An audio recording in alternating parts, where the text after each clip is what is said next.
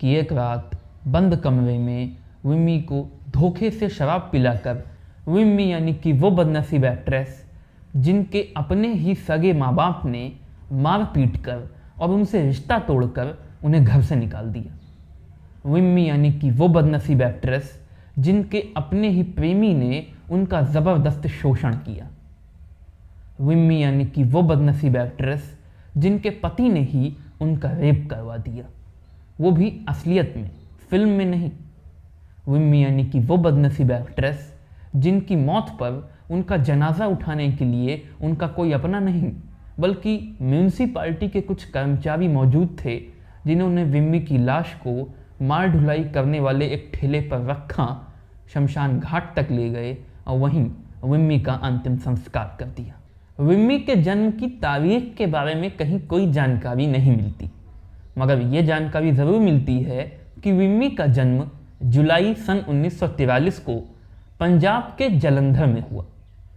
विम्मी एक पंजाबी सिख फैमिली से बिलोंग करती थी। विम्मी का पूरा नाम था विमलेश वाधवा, मगर विम्मी की बेबी और विम्मी के बाऊजी प्यार से विमलेश को विम्मी कहकर बुलाते थे। जब विम्मी केवल 4 साल की थी तभी बंटवारे के तहत पूरे पंजाब में दंगे शुरू हो गए। विम्मी की बेबी और विम्मी के बाऊजी विम्मी को साथ लेकर पंजाब से भागकर बम्बई चले गए। क्योंकि विम्मी की बेबी और विम्मी के बाऊजी दोनों ही पढ़े लिखे थे, इसीलिए इन दोनों ने ही एक स्कूल में टीचर के तौर पर काम करना शुरू कर दिया। विम्मी का पूरा बचपन बम्बई में ही बीता। बचपन से ही विम्मी को गाना गाने का बहुत शौक था, इसीलिए विम्मी ने बचपन में बाकायदा सिंगिंग की ट्रेनिंग भी ली थी। ऑल इंडिया रेडियो के आकाशवाणी बम्बई केंद्र पर आने वाले बच्चों के प्रोग्राम में विम्मी अक्सर पार्टिसिपेट किया करती थी। विम्मी ने बम्बई के ही सोफिया कॉलेज से साइकोलॉजी में ग्रेजुएशन की पढ़ाई पूरी की। ग्रेजुएशन की पढ़ाई के दौरान ही विम्मी की ज़िंदगी में पहले प्यार की एंट्री हुई। नाम था शिवराज अग्रवाल, जिन्हें विम्मी प्यार से शिव कहकर बुलाती थी। शिव कलकत्ता के एक बहुत बड़े बिजनेसमैन थे। कलकत्ता में उनका हार्डवेयर का बहुत बड़ा बिजनेस था और ये उनका खानदानी पेशा था। कलकत्ता की मशहूर company GDPA industrial steel group Shiv के पिताजी ने ही शुरू की थी। विम्मी शिव से शादी करना चाहती थी। इस बारे में जब उन्होंने अपनी बेबी और बाऊजी से बात की तो उन्होंने साफ इनकार कर दिया। क्योंकि विम्मी की बेबी और बाऊजी एक बहुत ही साधारण मिडिल क्लास परिवार से ताल्लुक़ रखते थे, इसलिए वो नहीं चाहते थे कि उनकी बेटी विम्मी की शादी इतने बड़े अमीर ख़ानदान में हो। मगर विम्मी हर कीमत पर शिव से शादी करना चाहती थी, इसीलिए उन्होंने अपनी बेबी और बाऊजी की मर्ज़ी के खिलाफ जाकर शिव से शादी कर दी। कहा जाता है कि शिव से शादी करने के बाद जब विम्मी अपनी बेबी और अपने बाऊजी से मिलने उनके घर गईं तो उनके बाऊजी ने गुस्से में आकर विम्मी के साथ मार पिटाई भी की थी। कुछ मीडिया रिपोर्ट्स के मुताबिक उनकी मर्ज़ी के बजाय अपनी मर्ज़ी से शिव से शादी करने की वजह से विम्मी की बेबी और विम्मी के बाऊजी ने विम्मी से अपना रिश्ता तोड़ लिया और उन्हें ये चेतावनी भी दे दी कि आज के बाद वो कभी भी उनके घर में अपने मनहूस कदम मत रखें। विम्मी अपने पति शिव के साथ अपने ससुराल कलकत्ता चली गई। शादी के 1 साल बाद ही विम्मी और शिव का एक बेटा हुआ, जिसका नाम विम्मी ने रखा रजनीश। इसके दूसरे ही साल उनकी एक बेटी हुई, जिसके नाम के बारे में कहीं कोई जानकारी नहीं मिलती। चूँकि शिव कलकत्ता के एक बहुत बड़े बिजनेसमैन थे, इसलिए कलकत्ता में होने वाली अधिकतर बड़ी बड़ी पार्टीज़ में अक्सर जाया करते थे। एक बार एक ऐसी ही पार्टी में शिव विम्मी को भी साथ लेकर गए। उसी पार्टी में बम्बई की हिंदी फिल्म इंडस्ट्री के मशहूर म्यूज़िक कंपोज़र रवि शर्मा भी आए हुए थे। रवि उन दिनों मशहूर डायरेक्टर BR चोपड़ा की नई फिल्म हमराज में म्यूज़िक कंपोज़र के तौर पे काम कर रहे थे। BR चोपड़ा उन दिनों अपनी नई फिल्म हमराज के लिए एक नई एक्ट्रेस की तलाश कर रहे थे। चूँकि उस वक्त की जितनी भी स्थापित एक्ट्रेसेस थीं, जैसे माला सिन्हा, नूतन, नंदा, आशा पारेख, इन सब ने उनकी फिल्म हमराज में काम करने से इनकार कर दिया था। क्योंकि इस फिल्म की कहानी के मुताबिक इस फिल्म में हीरोइन इस फिल्म के अंत से बहुत पहले ही मर जाती है। इसीलिए बी.आर. चोपड़ा एक नए चेहरे की तलाश में थे। जब म्यूज़िक कंपोज़र रवि पार्टी में विम्मी से मिले तो विम्मी की खूबसूरती से वो बहुत इम्प्रेस हो गए। उन्होंने मन ही मन सोचा यही है वो चेहरा जिसकी बी.आर. चोपड़ा साहब को तलाश है। रवि ने पार्टी में ही विम्मी से कहा कि आप इतनी खूबसूरत हैं, फिल्मों में क्यों नहीं ट्राई करती। इसके जवाब में विम्मी ने हंसते हुए कहा, 2 बच्चों की माँ हूँ, मुझे फिल्म में कौन रोल देगा। हाँ, अगर कोई रोल दे दे तो मैं इस बारे में सोच सकती हूँ। पार्टी के बीचों बीच ही विम्मी को किनारे अकेले में ले जाकर म्यूज़िक कंपोज़र रवि ने विम्मी को बी.आर. चोपड़ा की नई फिल्म हमराज और बी.आर. चोपड़ा साहब की नई एक्ट्रेस को लेकर की जा रही तलाश के बारे में बताया और उन्हें बी.आर. चोपड़ा साहब से मिलने के लिए बम्बई बुलाया। विम्मी ने इस बारे में अपने पति शिव से बात की। अपने पति शिव से बात करने के बाद और उनकी सहमति मिलने के बाद विम्मी अपने पति शिव के साथ बम्बई पहुंची। बम्बई में म्यूज़िक कंपोज़र रवि उन्हें साथ लेकर बी.आर. चोपड़ा साहब से मिलाने के लिए उनके घर पहुंचे। बी.आर. चोपड़ा भी विम्मी की खूबसूरती से बहुत इम्प्रेस हो गए और उन्होंने वहीं पर अपने घर में विम्मी को अपनी नई फिल्म हमराज में हीरोइन के तौर पर साइन कर लिया। राजकुमार और सुनील दत्त जैसे बड़े सितारों के अपोजिट विम्मी एक फिल्म एक्ट्रेस बन जाएं, ये उनके ससुराल वालों को बहुत ही ज़्यादा नागवार था। खास तौर से उनके सास ससुर को ये बिल्कुल पसंद नहीं था। इसीलिए विम्मी के सास ससुर ने उनके फिल्म एक्ट्रेस बनने का विरोध किया। ऐसे में विम्मी के पति शिव ने अपने माँ बाप के सामने विम्मी का सपोर्ट किया। नतीजा ये हुआ कि विम्मी के सास ससुर यानी शिव के माँ बाप ने अपनी बहू विम्मी और अपने बेटे शिव से रिश्ता तोड़ लिया, उन्हें घर से बाहर निकाल दिया और उन्हें अपनी प्रॉपर्टी से भी बेदखल कर दिया। इस बीच विम्मी ने फिल्म हमराज में काम किया। फिल्म हमराज रिलीज़ हुई और सुपर डुपर से भी ऊपर हिट हुई और इस फिल्म में अगर किसी की सबसे ज़्यादा चर्चा हुई तो वो थी विम्मी।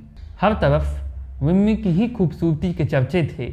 हर फिल्म मैगजीन में विम्मी की ही खूबसूरती की तारीफ़ें हो रही थी। हालत ये हो गई थी कि फिल्म हमराज के रिलीज़ होने के बाद विम्मी के आगे पीछे दाएं बाएं प्रोड्यूसर्स और डायरेक्टर्स की लाइन लग गई थी विम्मी को अपनी फिल्मों में हीरोइन के तौर पर साइन करने के लिए। कहा जाता है कि साल सन 1968 में विम्मी को एक फिल्म के लिए तकरीबन 3 लाख रुपए ऑफर हो रहे थे। 3 लाख रुपए सन 1967 में। मगर विम्मी डायरेक्टर बी.आर. चोपड़ा के उस कॉन्ट्रैक्ट से बंधी हुई थी जिसके तहत फिल्म हमराज के रिलीज होने के बाद जब तक वो डायरेक्टर बी.आर. चोपड़ा के साथ लगातार 3 फिल्मों में काम नहीं कर लेती, वो किसी और फिल्म मेकर के साथ उसकी फिल्म में काम नहीं कर सकती थी। दैनिक भास्कर की एक रिपोर्ट के मुताबिक ऐसे में विम्मी और उनके पति शिव ने डायरेक्टर बी.आर. चोपड़ा पर यह दबाव बनाना शुरू कर दिया कि डायरेक्टर बी.आर. चोपड़ा विम्मी को अपने इस कॉन्ट्रैक्ट से आज़ाद कर दें। दैनिक भास्कर की ही एक रिपोर्ट के मुताबिक बी.आर. चोपड़ा की एक फिल्म की शूटिंग के दौरान विम्मी को फिल्म में आउटडोर शूटिंग करनी थी, मगर विम्मी ने आउटडोर शूटिंग के लिए मना कर दिया। ऐसे में बी.आर. चोपड़ा तुरंत विम्मी के घर आए, जहां विम्मी और बी.आर. चोपड़ा के बीच एक हीटिंग आर्गुमेंट हुई, जिसके बाद बी.आर. चोपड़ा ने विम्मी को अपने उस कॉन्ट्रैक्ट से आज़ाद कर दिया। इस कॉन्ट्रैक्ट से आज़ाद होने के बाद विम्मी और उनके पति शिव ये सोच रहे थे कि इससे विम्मी को बहुत फ़ायदा होगा, क्योंकि अब वो ज़्यादा पैसों वाली फिल्मों में काम कर सकेंगी। मगर इसके उलट विम्मी को इसका बहुत तगड़ा नुकसान हो गया, क्योंकि बी.आर. चोपड़ा से इस तरीके से ज़बरदस्ती कॉन्ट्रैक्ट रद्द करवाने की वजह से पूरे बॉलीवुड में विम्मी की एक बहुत ही खराब इमेज बन गई। विम्मी की एक स्वार्थी, धोखेबाज और नखरे वाली एक्ट्रेस की छवि बन गई, जिसका नतीजा ये हुआ कि ये कॉन्ट्रैक्ट रद्द होने से पहले उनके पास जितनी फिल्मों के ऑफर्स थे, कॉन्ट्रैक्ट के रद्द होने के बाद उनमें से आधे ऑफर्स वापस ले लिए गए। मगर अभी इतने अच्छे खासे ऑफर्स तो थे ही। हमराज के बाद विम्मी ने फिल्म आबरू में काम किया। इसमें उनके अपोजिट थे न्यू कमर दीपक कुमार और ये फिल्म बुरी तरह से पिटी, बहुत बुरी तरह से। अपनी पहली फिल्म हमराज के इस कदर ब्लॉकबस्टर सक्सेसफुल होने के बाद अपनी पहली असफलता विम्मी के लिए एक बहुत बड़ा झटका थी। इसके बाद विम्मी ने दीप, पतंगा, कहीं हाँ कहीं ना समेत तकरीबन 10 फिल्मों में लगातार एक के बाद एक काम किया और ये सभी 10 की 10 फिल्में लगातार एक के बाद एक फ्लॉप होती चली गईं। बैक टू बैक इतनी फ्लॉप्स की वजह से बॉलीवुड में विम्मी की साख और ज़्यादा ख़राब हो गई, जिसका नतीजा ये हुआ कि धीरे धीरे विम्मी को फिल्में मिलना ही बंद हो गईं। जब फिल्में मिलना ही बंद हो गईं तो धीरे धीरे विम्मी के पैसे ख़त्म होने लगे। हालत ये हो गई कि विम्मी जो मुंबई के जूहू में एक आलीशान बंगले में रहा करती थी, उन विम्मी को बम्बई के एक सबर्बन इलाके के छोटे से मकान में रहने के लिए मजबूर होना पड़ा। अपनी आर्थिक तंगी को दूर करने के लिए विम्मी ने फिल्म जगत के अपने कुछ परिचितों से कर्ज भी मांगा, मगर किसी ने उनको कर्ज दिया नहीं। जब आर्थिक तंगी का दौर आया तो अपने पति शिव के साथ भी विम्मी के रिश्ते खराब होने लगे। अमर उजाला, दैनिक जागरण, दैनिक भास्कर, नवभारत टाइम्स सभी मीडिया रिपोर्ट्स के मुताबिक विम्मी के पति शिव अग्रवाल एक बहुत ही लालची किस्म के इंसान थे, जिन्होंने विम्मी का साथ केवल इसलिए दिया क्योंकि वो जानते थे कि विम्मी का साथ देने में उनका फ़ायदा है। उन्होंने विम्मी के फिल्म एक्ट्रेस बनने के डिसीजन में उनका सपोर्ट किया।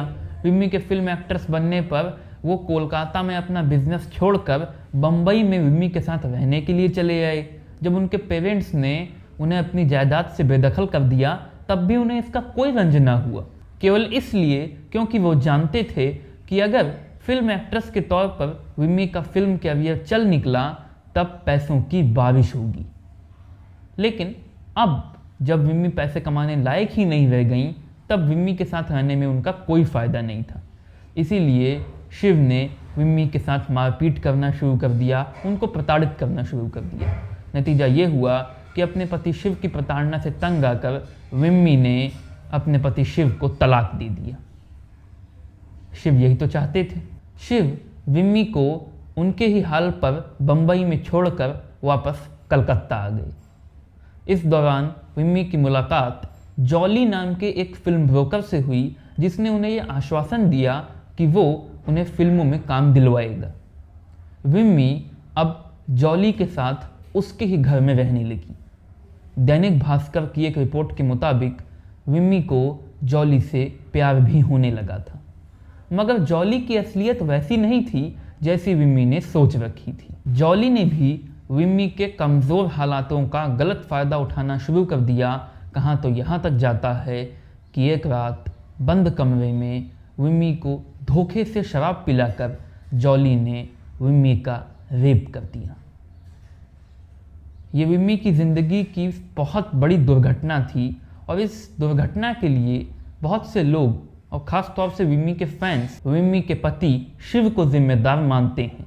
उनके मुताबिक अगर शिव ने केवल पैसों के लिए विम्मी का साथ न छोड़ा होता तो विम्मी को जॉली जैसे घटिया इंसान के साथ रहने की नौबत ना आती और फिर उनके साथ ये दुर्घटना ना होती। विम्मी अब अपनी ज़िंदगी से पूरी तरह से निराश हो चुकी थी, बुरी तरह से टूट चुकी थी। जॉली की प्रताड़नाओं और उसके शोषण के चलते विम्मी ने जॉली को भी छोड़ दिया और उसके बाद दर दर की ठोकरें खाने पर मजबूर हो गई। कहा जाता है कि पैसे कमाने के लिए विम्मी ने वेश्यावृत्ति करना भी शुरू कर दिया था और वेश्यावृत्ति के जरिए मिले पैसों से उन्होंने अपने आप को शराब में डुबो दिया। ज़्यादा शराब पीने की वजह से उनका लीवर पूरी तरह से ख़राब हो गया। आखिरकार 22 अगस्त सन 1977 को मुंबई के नानावटी अस्पताल के एक जनरल वार्ड में विम्मी की मौत हो गई। मगर बदकिस्मती ने मरने के बाद भी विम्मी का साथ नहीं छोड़ा था। बदकिस्मती की इंतहा देखिए कि विम्मी की मौत पर ना ही विम्मी के सगे माँ बाप ने, ना ससुराल वालों ने, ना ही पति ने, ना बच्चों ने, किसी ने भी उनकी सुध नहीं ली। कोई उनकी डेड बॉडी को क्लेम करने भी नहीं आया। आखिरकार अस्पताल वालों ने विम्मी की लाश को म्यूनसिपाल्टी के कर्मचारियों को सौंप दिया। म्यूनसिपाल्टी के कर्मचारियों ने विम्मी की लाश को माल ढुलाई करने वाले एक ठेले पर रखा। विम्मी की लाश को उसी ठेले पर शमशान घाट ले गए और वहीं पर म्यूनिसिपैलिटी के कर्मचारियों ने विम्मी का अंतिम संस्कार कर दिया।